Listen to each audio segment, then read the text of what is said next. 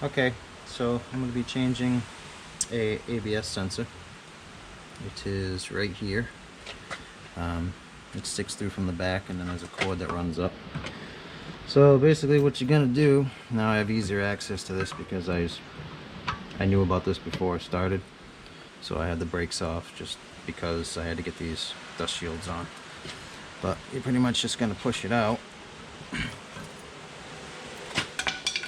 And then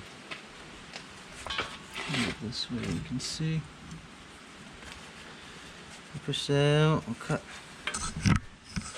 Probably all gonna have like a zip tie on here, very similar to this one. They're gonna cut the zip tie off.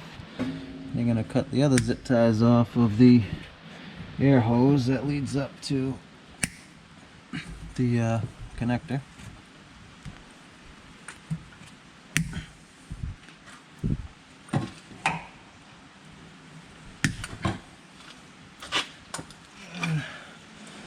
And you're just gonna pry the sensor out. Now that the sensor is out, there's going to be this little wear ring that's in there. It's like a bushing. I don't know if you can see it. See how there's like that little ring inside that hole? That's another, like a bushing in there. It slides through from the front, not from the front, from the back. So I'll try to hold that for you. Let's see. Yeah.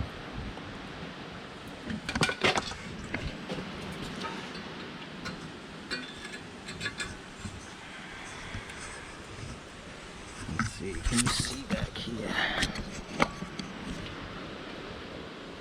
Alright, so there's the hole. Let's see if I can see what I'm doing and see what you're doing. Look at that.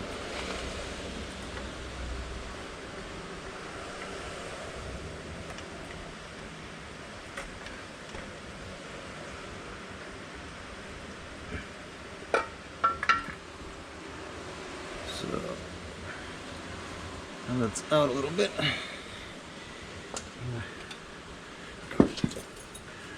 Like last time I just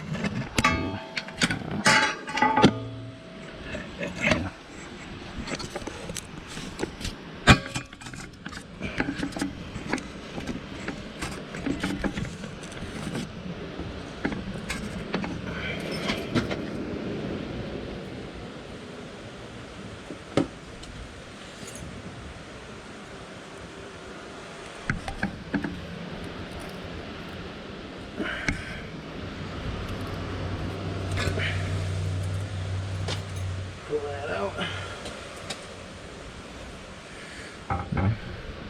That's what it looks like.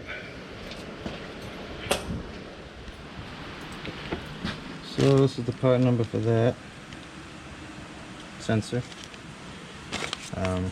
Get some instructions. This is the sensor here. They got a bunch of different connectors, so you got to make sure you pick your right connector.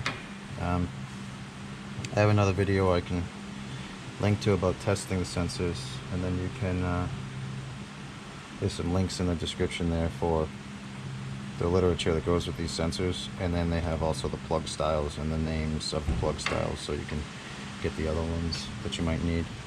So this is the new ring. See these tabs here, they keep it from going all the way through, and you're going to insert this from the back side into the wheel.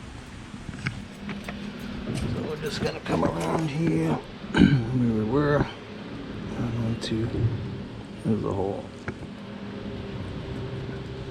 It's right in somewhere, right? Oh, there it is. I'm just gonna slide it back in. And same thing with the sensor. They give you this grease right here, so you're just going to take some of this grease and you're going to put it on the sensor. Take this plastic tube off, and then slide that in through that tab. I'll do that, and then I'll come back about setting it.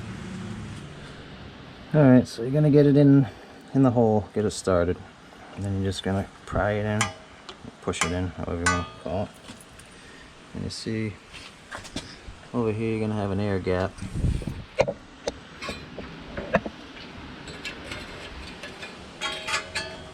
So basically what you're going to do is you're going to keep pushing it in until it bottoms out the air gap.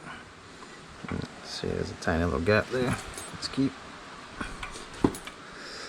pushing it so it's right up against the tone ring, and then it will clearance itself. So as you start turning it, it'll be right where it needs to be. So you want it to be pretty much like the width of a paper or a business card or something. It's a very short tolerance, so just push it right up against it and then you'll be good. So that's how you install that. And the next thing, you're just gonna zip tie this back up to the air hose that's here and then plug it back into the plug that's over here, and then you should be good. After that, if you have codes, you can clear your codes by taking a magnet on this specific one. Up top here where these lights are, there's a spot that says to place the magnet to reset, and then you just place the magnet on that and that'll reset it. This is an EC30.